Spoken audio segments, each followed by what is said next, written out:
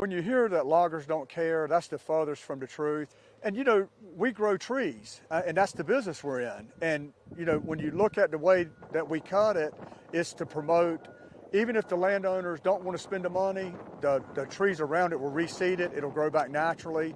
And I mean, that's what we do, and we do it in a way where, you know, again, even if the landowner don't want to spend that money, the trees will grow back. And you know, it's kind of cool. I've cut timber my daddy cut, and now I'm old enough that I've gone back and cut, you know, that's crazy, but I've cut blocks that I cut when I was young. And that's what it's all about, you know, and it's like cool to get a map and see my dad logged it 40 years ago. You know, it's just neat. But we are in the tree growing business, and we're fortunate that there's enough paper companies around here. They don't want to run out of timber, so they manage it, and that's what it's all about, is management.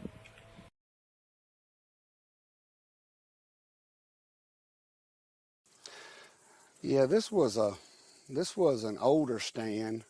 This was a planted stand of trees, and it was older, and I think some bugs had got in it, and that's why you see there's some dead timber laying, or there was before we raked it up. So we came in here with a drum chopper and we chopped it. What didn't chop up, we rake into, you know, piles, you know, a few scattered piles here and there. And then we're going to be pulling some new beds to plant the trees on, some raised beds. And there'll be a herbicide contractor who will come and spray and kind of knock back some of the competing vegetation just for a little while, and just to give the seedlings a head start. And then, you know, probably December, no, January, something along in those lines, they'll come in here and hand plant containerized loblolly seedlings, and the new stand will be off to a start.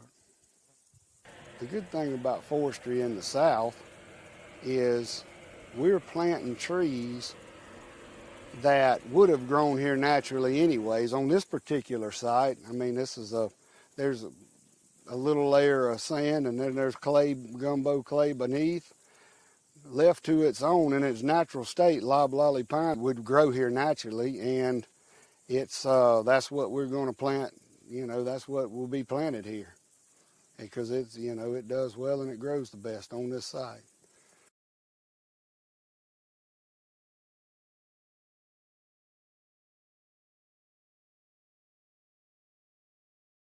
And this is really cool. When my dad logged, it took 70 years for a tree to grow. Today, they're growing in 28.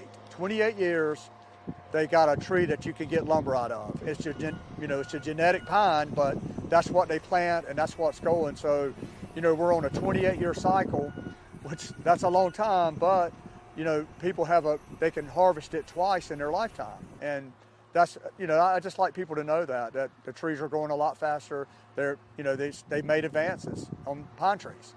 Reforestation is beneficial for, you know, in the future they can harvest this stand of trees, and it's good for the economy all the way around.